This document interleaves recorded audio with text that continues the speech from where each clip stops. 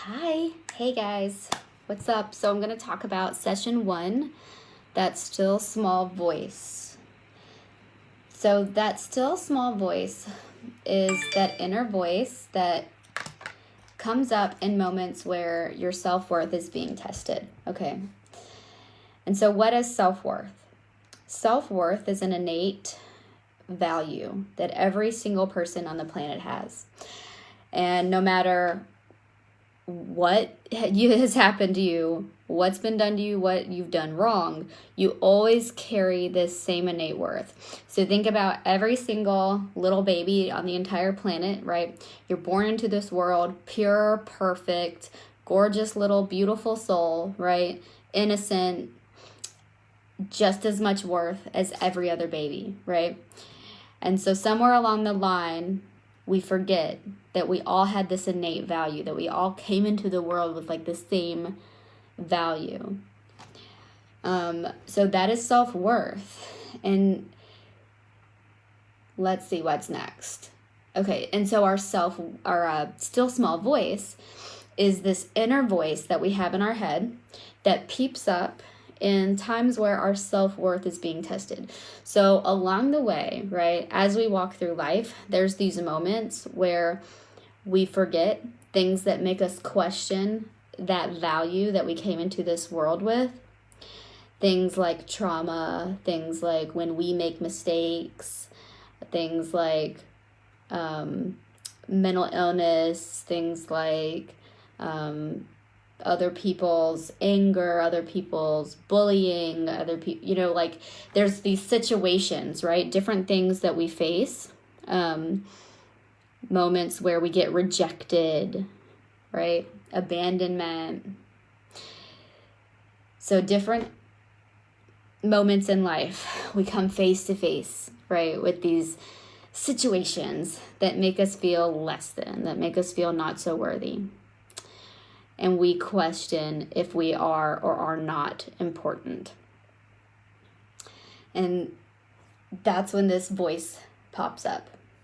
And it is quiet when you haven't strengthened that ability, right? I call it making it loud, making that voice loud. So those moments, right, where you're feeling like shit. You're like, why me? What the fuck? Maybe you're like crying on a floor. Maybe you're staring in the mirror and you're going, what happened, right? Maybe you're doing the same cycle over and over and over again. And you're just feeling like, when is this ever going to end, right? So moments when you're down are moments when that voice creeps up and it goes, hey, you're better than this. Hey, you deserve better than this. Have you ever heard that voice creep up? So sometimes that voice creeps up and we do not listen to it. We ignore it, right? Have you ever been stuck at a shitty job, just grinding all day, every day? You're feeling unappreciated. You're feeling like you're working 10 times harder than you should be working for the amount of money that you're getting paid, and that voice creeps up and it's like, just leave. Like, you deserve better than this. But we don't listen to it, right? Because logic comes into play and you go, no, stay here. I gotta pay my bills. The car insurance is coming up, right? Maybe you're in a toxic relationship, and that moment comes where you're like, I gotta get the fuck out of here. And that voice creeps up and it goes, you deserve better than this. But something makes you stay, right? You go, no, but maybe nobody else would ever love me. Whatever the case is, right? That voice was there.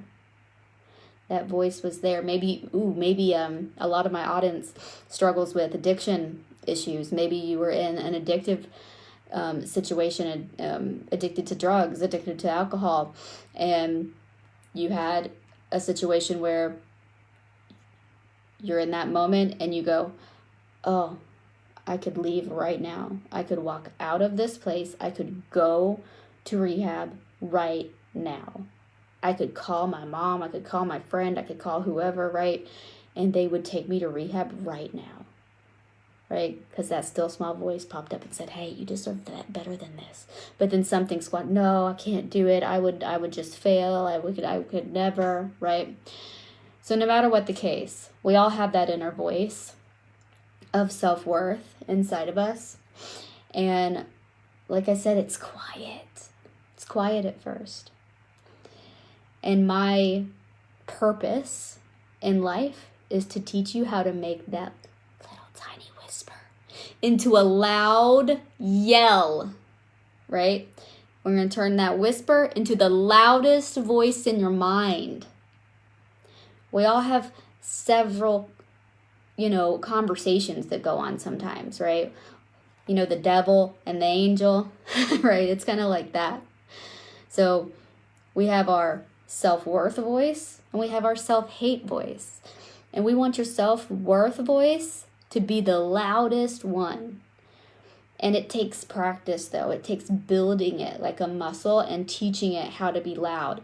And that happens the same way that building muscles on your body happens, right? By spending time, effort, and attention, building it, working it.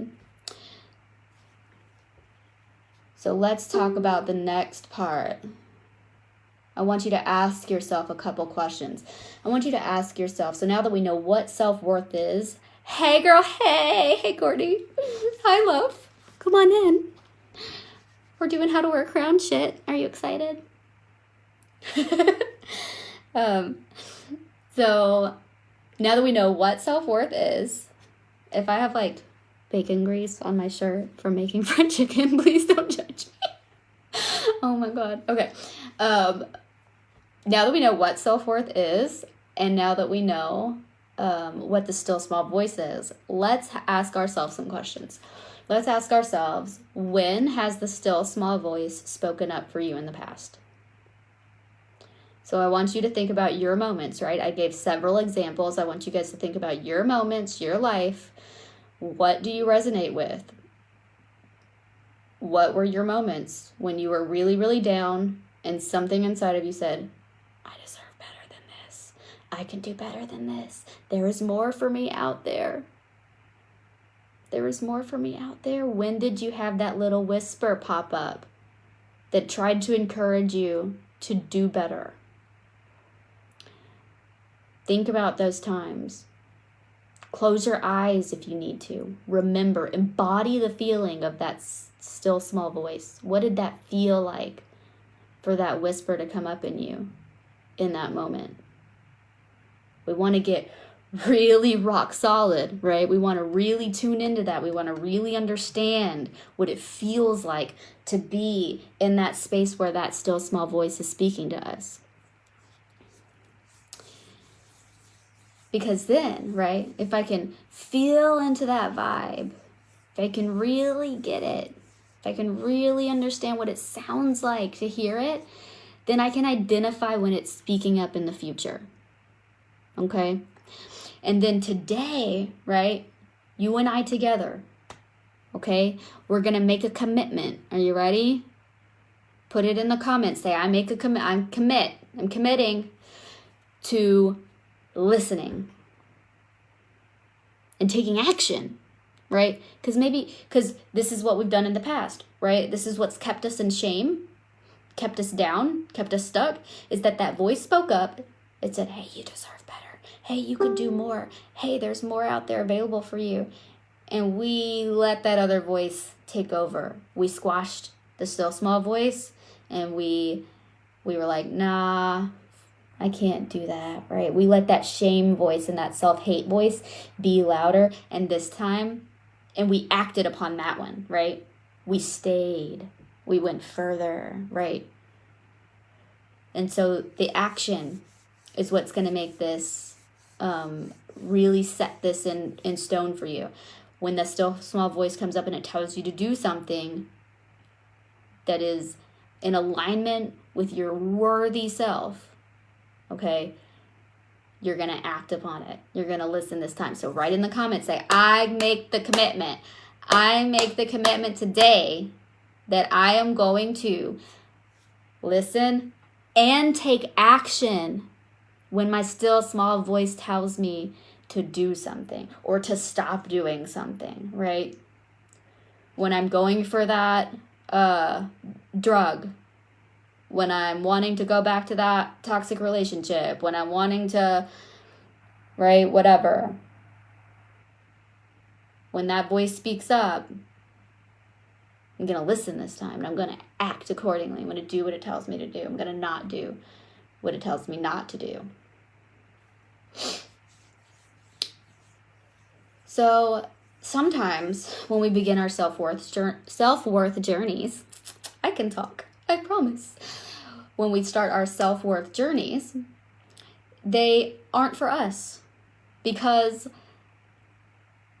we tend to, when you are people like you and I who end up in this place where we're having to have conversations about self-worth, right? We're really good at self-sacrificing. We're really good at people-pleasing. We're really good at putting everybody and everything above ourselves. Anybody else? Drop an emoji. Drop like a hand emoji. Say whoop whoop. Say, yep, you called me out. Yep, that's me. Yep. Jennifer's vibing with it. She's like, oh gosh, she just called me straight out. How's she know? How's she talking to me? You don't know me, girl. Yes, I do. Yes, I do. We're the people pleasers. Okay. All right. So we're good at putting everybody above ourselves. We're the last thing on our priority list if we're even on it at all. And we have to learn. Oh, excuse me. We have to start these journeys in whatever way is possible for us. Okay. So when I began self-love, this is a hilarious story, you guys. When I began my self-love journey, it was because I realized this, Jim. I realized that if I could love myself better, that I could love other people better, that I could be a better me for other people. Now, I'm a recovering people pleaser. Now, is that not the most people pleaser shit you've ever heard in your life? I was like, I'm going to do self-love for my family. I'm going to do self-love for my husband, right? It switched, okay? Somewhere along the line, it fucking switched over, and now I do it for me, and I thoroughly enjoy it, and it's literally just for me. But I started it because I love so many people, and I wanted to be the best me for them. So, look, who do you think believes you're worthy? Let's take a look at that. Who in the world do you think thinks you're worthy? Who do you think would benefit if you learned to love yourself better and could show up as the best version of yourself every day?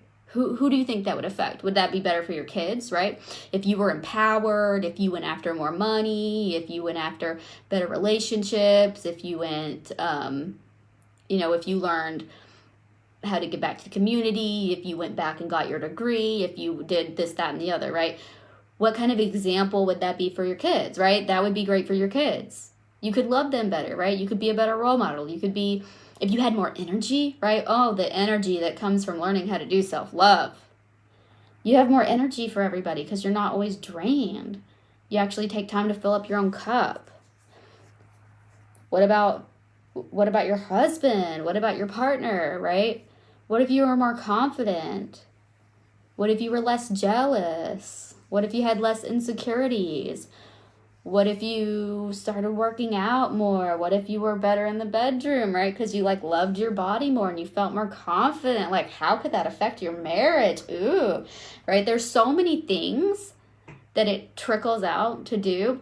What if you had the confidence to double your income or triple your income? What if you had the confidence to go after more money and completely just move into double or triple your salary because you were so confident that you started applying for jobs that were higher paying? How could you take care if your parents are getting elderly and could you take care of them better? Who in your family would benefit if you had the confidence to raise into bigger numbers when it comes to money, right? Because we keep ourselves small when we don't love ourselves. We keep ourselves small when we don't believe that we're worthy. And when we don't believe that we're worthy, we don't believe that we're worthy of all the things in the world. Things like nicer things, things like money, things like good relationships. So let's start there, right? That's okay. It worked for me, right? It worked for me. I started doing this work for other people. Turns out it was really great for me. So I like to identify those motivators. I like people to identify those motivators because there's always somebody that we love that we can grab a hold of that motivation to start the journey, and we can do it for them for a little while. And then you'll make the shift too. And I believe that thoroughly, that you'll make the shift too, to where it starts to be all about you. So let's talk about low self-worth. So let's think about what that feels like for you. What does low self-worth feel like? Like, we have identified self-worth, what that is. And for me, self-worth feels like, let's compare these two things. So self-worth feels like confidence. It feels like I believe in myself. It feels like I look at the world and I look at everything that's out there and I believe that every single one of those things is possible for me. It means that, like, every wildest, crazy dream that I've ever had in my life since I was a child, I'm like, hell yeah, I could do that. Like, I believe in myself. You know what I mean? And I believe in myself not just for me, but I believe that I am valuable, not just for myself, but for the world, right? It makes me capable of doing shit like this, right? Where I show up here for you guys fully in my power, fully in my authenticity, like ready to share wisdom, ready to share what I have. And I know that, like, that will benefit you guys. Like, all in my mess and my madness, like, just believing that I'm good enough, right? That's what self-worth feels like. Like, you're ready to conquer the world. You're ready to show up. Like, not that I don't have moments, right, where I still have to do the work for myself, because I do. But, like, there's not, I don't hold myself back anymore, right, from going after things. And I know that when those little moments of doubt and fear, they creep up, like, I fully believe that I have what it takes to work through those and to keep them from preventing me from going after the life that I love. And then the low self-worth is quite the opposite, right? You are enough. You are enough. I am enough, and you are enough. Yes, Jennifer. Thank you so much for writing that. You're beautiful, beautiful soul. Yes, we're enough. And so we don't doubt our enoughness, right? And so low self-worth is quite the opposite, right? It's all the doubts. It's all that stuff that says, I can't do that, right? It's the thing that stops you from going after all the stuff. It's the thing that keeps you stuck in all the places that you don't really want to be. It's the thing that makes you settle. The settler, right? It's the one that goes, this is probably all I'll ever get. It's the one that just makes you run back to staying small, hiding, not wanting to show up.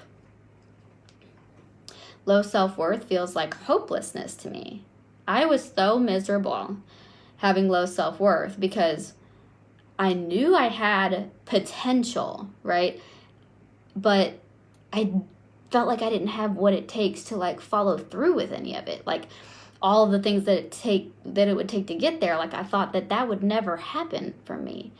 So, you know, it was just a miserable existence to feel like everything that you want was out there in the world, but that you could never get it. You know, low self-worth felt like there was this big glass wall between me and a beautiful life, and that I just had to look through it, not being able to actually get there. You know what I mean? It just felt like this big barrier between me and everything good in life.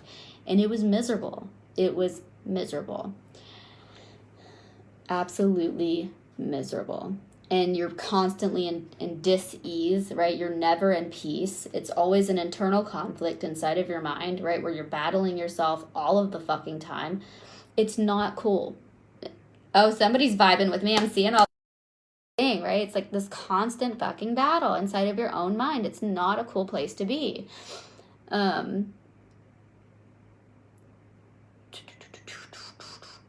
let's talk about what it feels like for you. So drop in the comments, like, what you identified with that I said, drop in the comments anything that I didn't say about what it feels like. What does it feel like for you? How do you know that this is you, right? How do you know that this is your problem?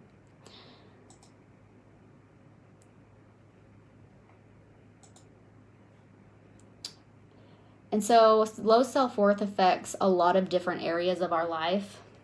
It affects our relationships. It affects, in all areas, our friendships, our intimate relationships, our relationships with our family members. It affects the relationship with ourself most of all. It affects the relationship with our higher power. It affects our relationship with money, right? Finances, we've talked a little bit about money. It affects our relationships with food, with everything, right? With our career, right? Employment. It affects everything, right? I could see my low self-worth affecting every single area of my life. Tell me which areas of your life do you feel like having low self-worth has affected the most. So drop that down in the comments, right? Was it the intimate relationships, right? Not feeling good enough for the kind of partner that you want in life? Was it money keeping you stuck at entry-level, low-paying jobs your whole life? Did you never feel like you were good enough to make the kind of friendships that you desired to make? That one was a big one for me. I always saw, people that I thought were cool, people that I in school, and, people that I thought like were really amazing girls. Like, I was just so intimidated, and I didn't feel like it was like that they would like me, right? Because I didn't feel like I was enough. So like, I just wouldn't even try to befriend people that like the true thing was that I wanted to be friends with them, right? I just wouldn't try. Things that I wanted to do, dreams that I had, right? I just wouldn't go try those things because I was so scared of like failure. Felt like I wasn't enough. So drop in the comments below what you feel like has been the area of your life that is affected the most. And then I want to talk about what are your issues with self-worth. So there's a bunch of different ways that this can show up. One of them is that maybe you can think back as far as you can possibly remember, and you can't ever remember a time where you felt like you were deserving. Maybe you did have a time where you felt like you were deserving and then lost it somewhere along the line, right? Something happened and it messed it up. Maybe things just kind of piled on top of it, right? It's in there. You can feel it. You still have that feeling of self-worth somewhere, that you have a glimmer, right? But you just feel like it's covered up by maybe a bunch of emotions, maybe a bunch of things that happened, right? So like, what's your issue with self-worth? Do you need to find it again? Do you need to get it, that you feel like you never had it? Do you need to uncover it? Jennifer asks, why do people get so jealous? Well, jealousy stems from fear of loss, right? We're afraid we're going to lose something, or somebody's taking something from us. So we're scared that it means it will take something from us. So it stems from a lack mentality, right? Which is the I'm not enough mentality. They're scared they're not enough. And that means that something else is a threat. That might be more, right? That other person or that other thing is going to have something that they don't have. So they feel like they're missing, they're lacking, they're not enough. I can find a self-worth root in almost anything. It is been the foundation of all of my healing and all of the healing that I've done with my clients. That's why it turned into this big movement, is because I found that it was like the thing that helped me heal every area of my life was like by fixing this core wound. It trickled out into helping me fix like every other wound that I felt like I had, and just every person that would come to me for help as a coach, like no matter what they had going on, I kind of caught myself like teaching the same self-love stuff over and over and over and over and over again, like I was teaching about worth. So I just realized it was really big, and that this root, core wound was underneath a lot of other things, and that if we could go right to that core, then I could help people with all of these various different problems. So that's why this became so important for me to share with the world. Okay, so let's keep going. So drop in the comments what areas of your life, or wait, no, we're past that. What your issues are with self-worth. So drop in the comments what you think your issues are with self-worth.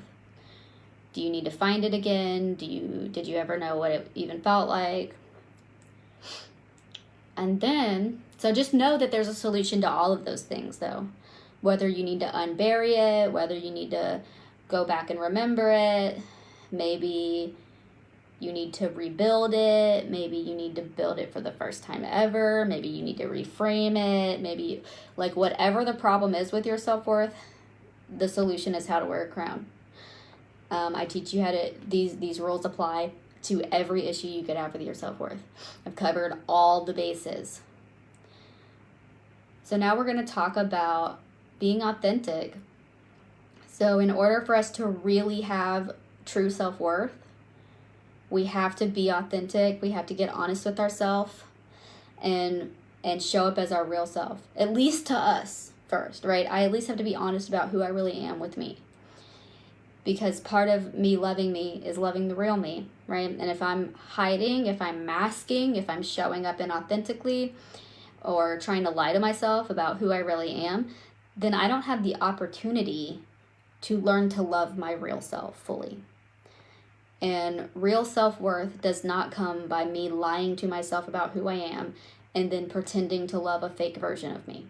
It comes by me showing up as what I really, really am, and then loving that real version, okay?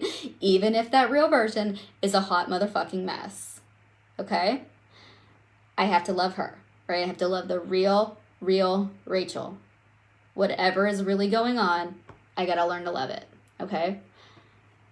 Accept it, love it, and then lovingly change, behaviors or things that we don't like about ourselves. Like, we're definitely allowed to change things, but we don't change through self-hate. We only change through self-love.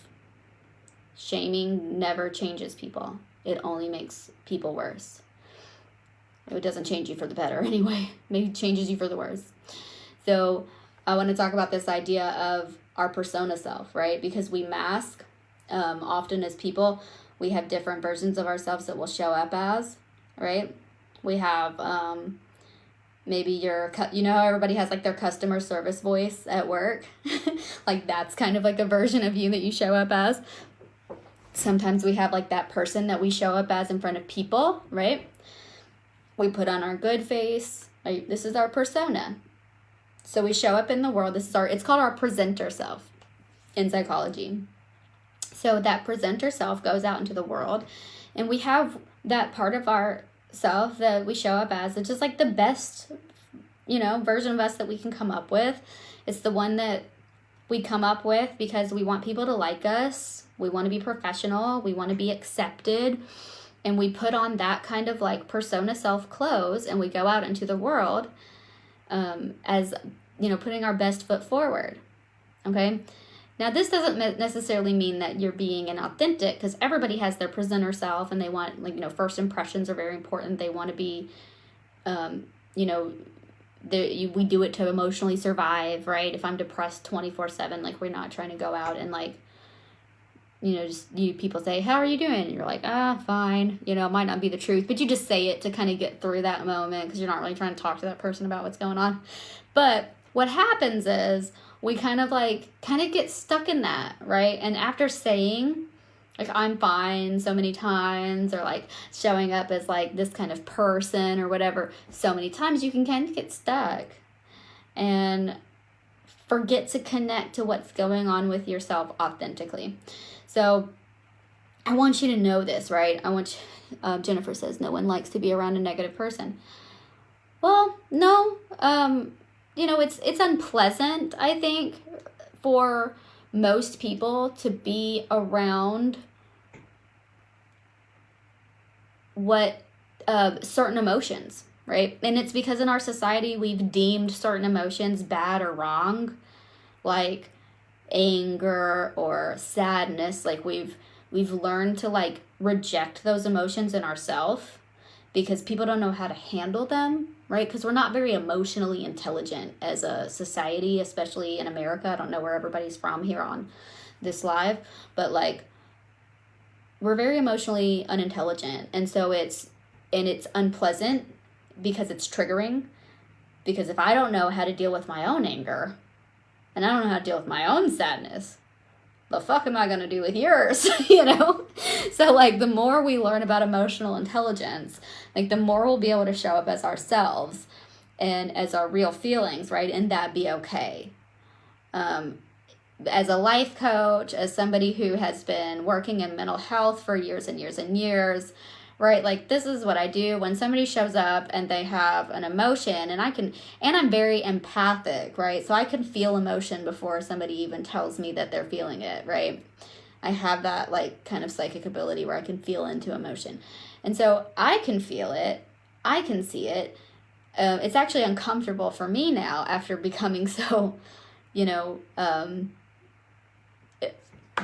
I guess like after becoming so emotionally intelligent and making that such a priority to be comfortable in that space, it's actually awkward for me now when people try to hide emotion. I'm like, let's just get this out here, right? So, I would love to see a world and a society where we can all just kind of be like supportive of each other and our emotions and work through them and then move on instead of feeling like we got to push them down. And so, I think negative person is probably just a label that you've given whoever, whether it's yourself or somebody else that you're thinking that comes to mind when you're saying that. It's probably just a label for somebody who has a lot of uncomfortable emotions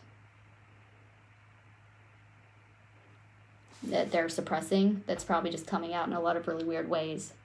But that's what this work is all about, like learning to get comfortable with that stuff in ourselves and work through it, right? So that we can transcend it and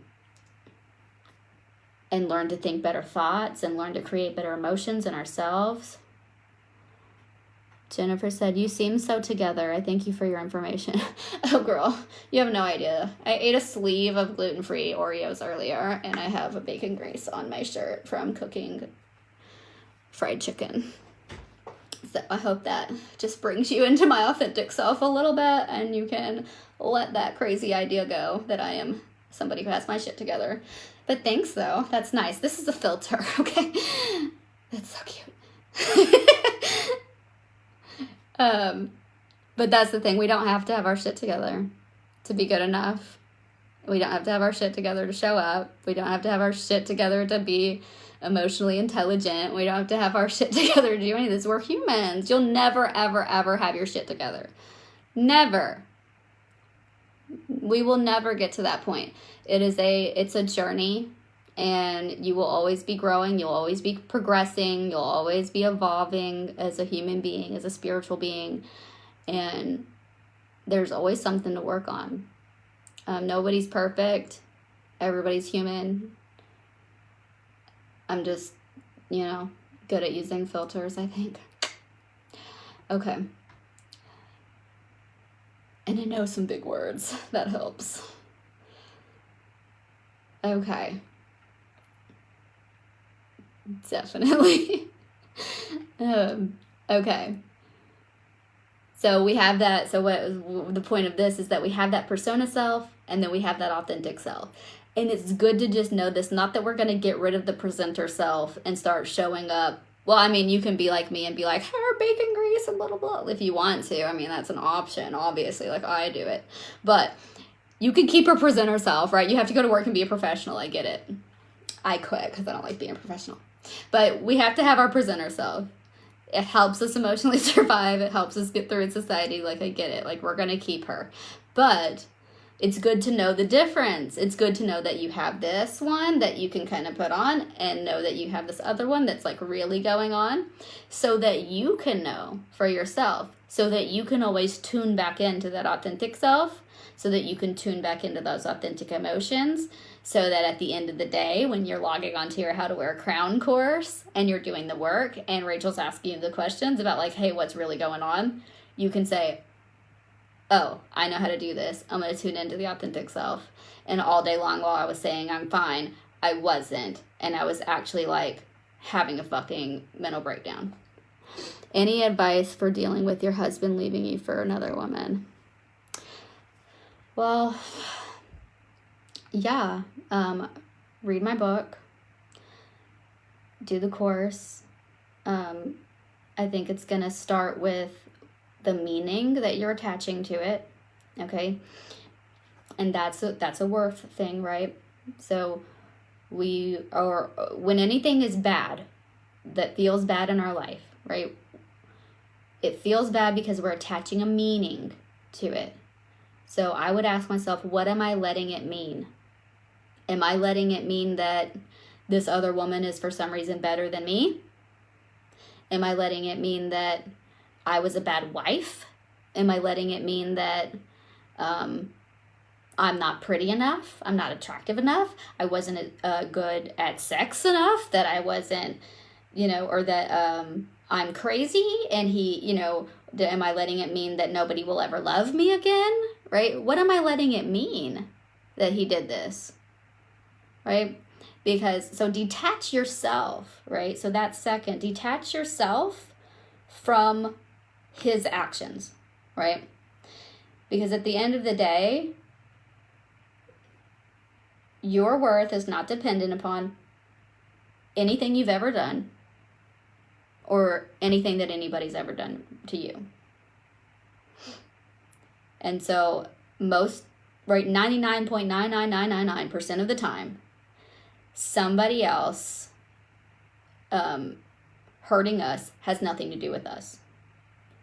It likely has everything to do with their own self, their own issues, their own past, right? Lineages of bad role models and information being passed down and passed down and passed down, right? Mostly we don't see happy marriages being played out. As children, we're going to model what we saw as kids. And if you didn't see what it looked like to have a healthy, lasting marriage, you're not going to know how to do that. Like, you're just not going to know. So if all you know is that after 7 years, the parents, two people that are married get divorced and you never saw them make it through, certain stages of marriage, you're not going to know how to carry that out yourself. So it really probably has a lot to do with everything but you. And so detaching that self from the problem, though, is hard. And I know that. But all of the answers to that is in my book and it's in my course. And I promise you can make it through it. And I believe in you. So we have our persona self and we have our authentic self. And it's good to know the difference because you need to be able to tune into your authentic self to heal and to do this work and to love your real self, right?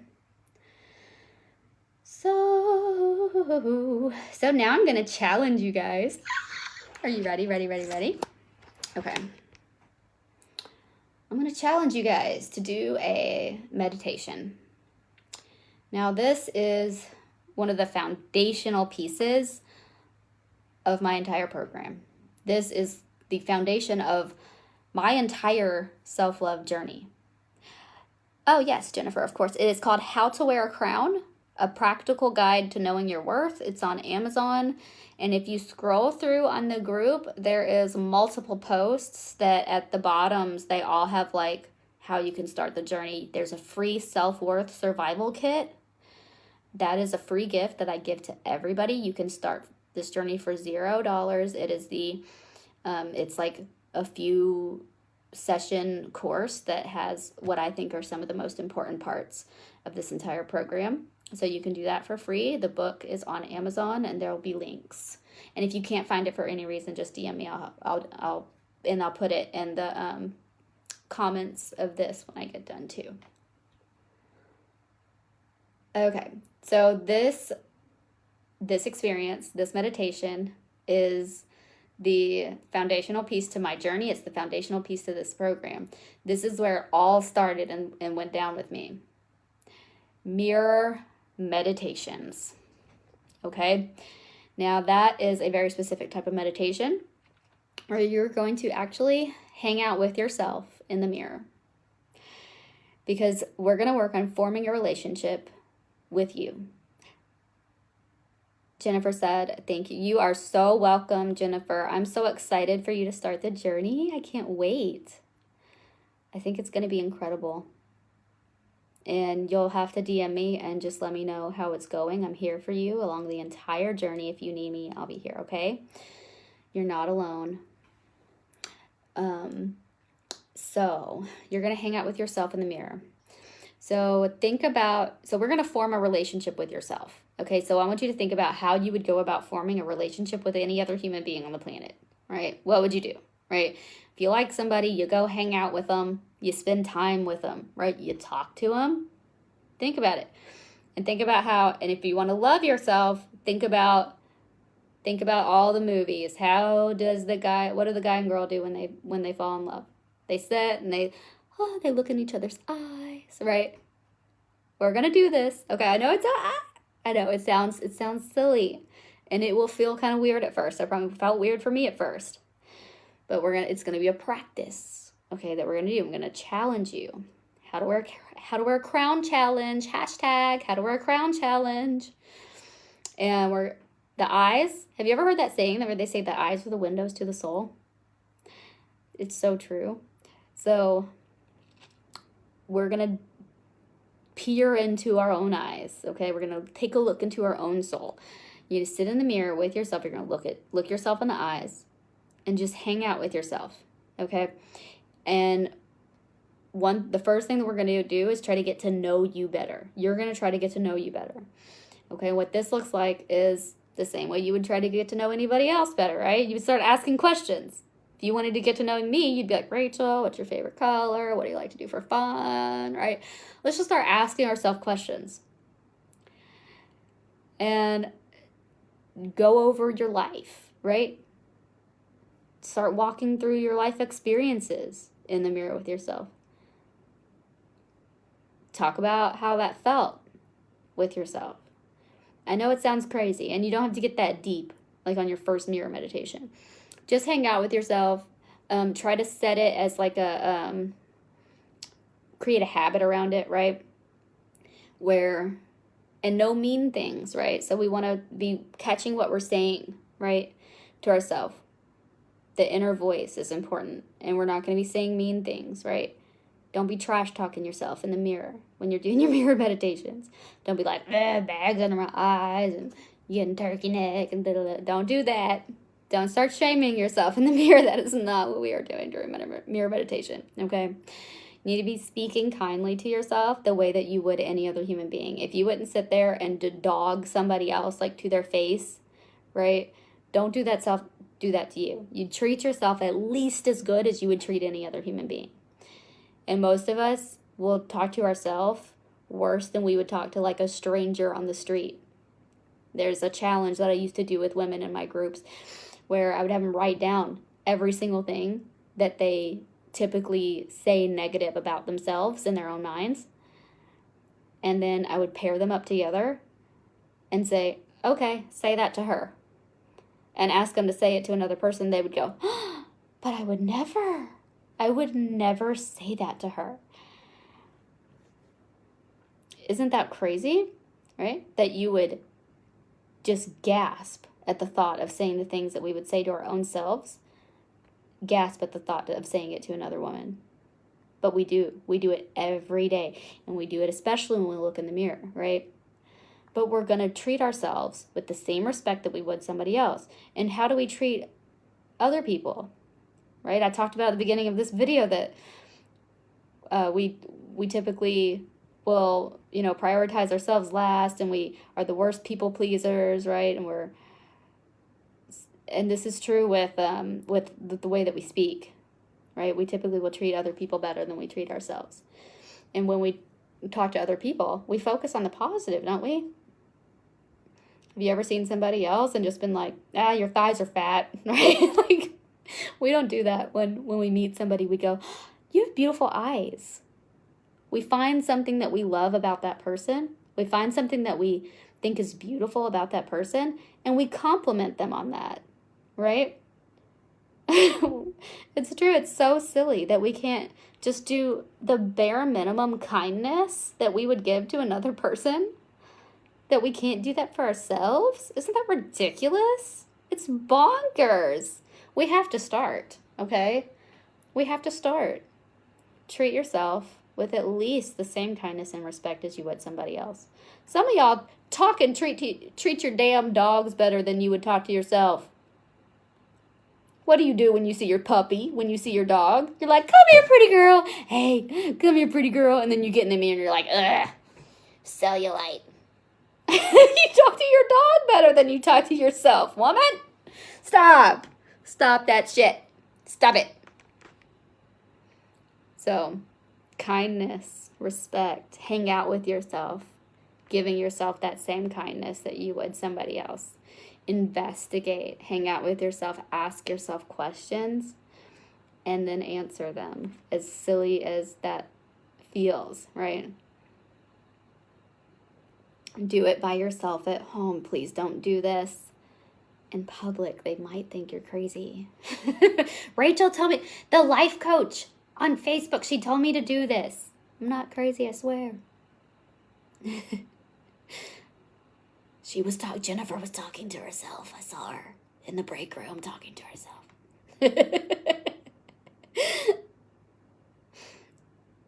And seriously, it might feel funny. It definitely will feel funny for a minute, okay? But this practice is life-changing. It's soul-transforming.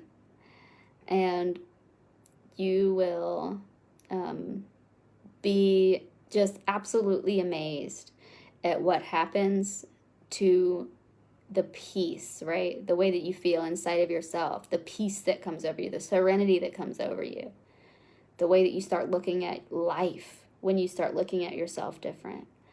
And it's worth it to stick with it until it gets past that awkward stage. So have a good time meeting yourself. Have a good time practicing self-love. This is the tip of the fucking iceberg, you guys. This is the tip of the iceberg. This is just an overview of session 1. In my full course, there is 14 sessions. And in my approximation, I would say if you could maybe get through a session in a month, right? Like if we did like one session per month, then you're going to be doing this roughly for a year, 14 months of content. Plus, you're going to have, where's the end of it?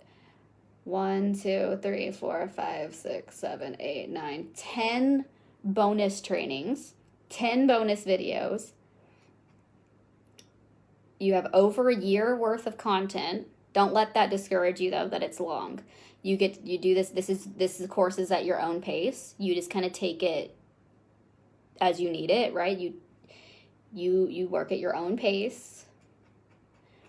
And then 10 bonus sections plus 10 bonus trainings plus 4 what I call checkpoint sessions, which there's one for each of the roles of royalty. So this whole program is broken down into 4 roles of royalty. Speak to yourself like royalty, treat yourself like royalty, carry yourself like royalty, and honor yourself like royalty.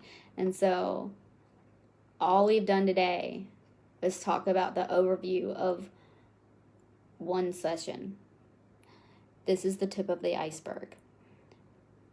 You think that like you had an epiphany moment or a transformational experience just by talking about this content today, I mean, your whole world is going to change when you walk through this course. I believe in my program so much. I did the craziest things to make sure that I got this done for you guys. I recorded session 9 and part of session 10 positive for COVID. I felt like fucking shit, you guys. I felt like horrible. I had no smell. I had no taste. I thought I was dying. It was horrible. I was positive COVID, and I still recorded this thing to get it done for you guys. It's important. It's very important stuff, and I know you guys needed it, and it was like what you guys asked for. Like the whole idea of making a course program out of this work came from you guys. It came from you guys DMing me and saying, I got to the end of the book, and now I feel like I need you to hold my hand and take me through this journey.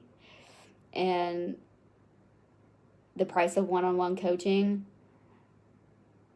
ends up being, like, I did the math, it's like $11,000 in one-on-one coaching to get all the content that you would get in this course, at least, right? At least, to get this journey.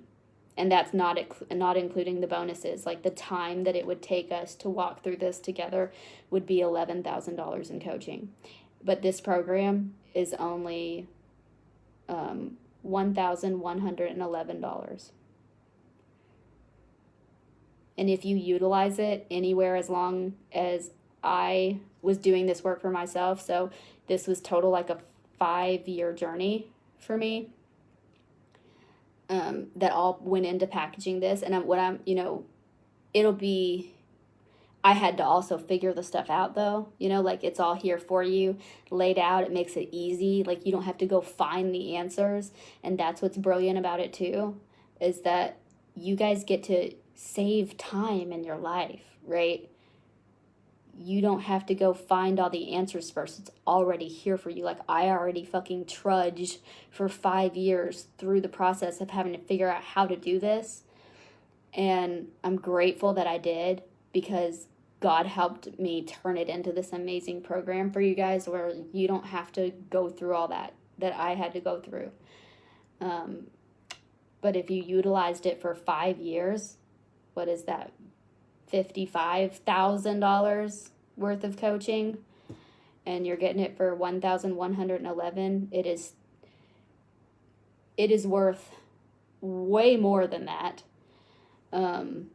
Other life coaches laugh at me when I tell them my prices, that I price things, because they would charge way more. But I just really wanted this to be affordable for everybody. And there's even a payment plan where you can do $97 a month, okay? So it's $97 a month, but you save a little bit of money if you do the pay in full for the $1,111.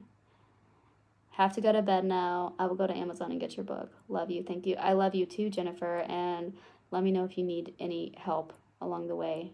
I'm totally here for you. Have a good sleep, my love.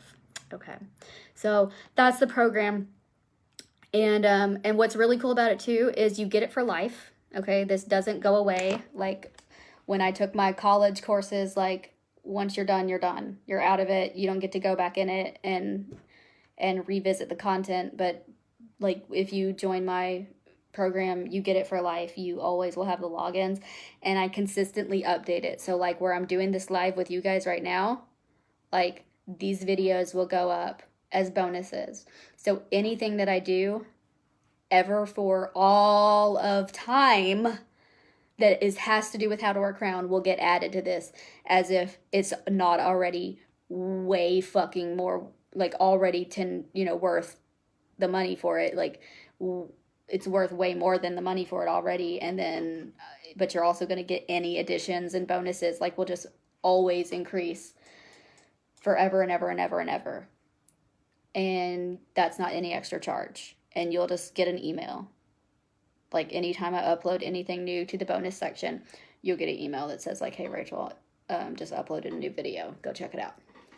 So you have more than enough content to keep you going on your self-worth journey forever.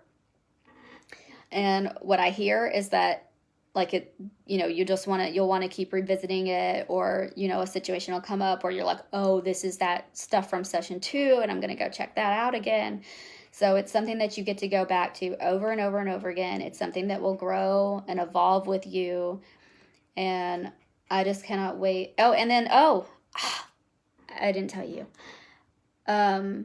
Also, when you get done with the program and you get a certificate at the end, that says that you are certified, you got your certification in How to Wear a Crown, that certification qualifies you to be able to apply to do my affiliate program, where you can become a promoter for the course and get paid commission on your sales. So that is a really, really fun part of this. Not everybody will get to be an affiliate, but you'll be eligible to apply. You have to go through an application process, and you'll have to go through an interview process if you want to be able to do that, because I have to make sure that all the affiliates really know the content. But that's fun. That's an amazing perk of this. But so anyway, I'm going to put all the info in the comments, and just let me know if there's anything I can do for you guys. I love you all. Thank you for being here. I had so many cool participants. Thanks for showing up. I think I'm going to go to bed now too. Bye. Love y'all.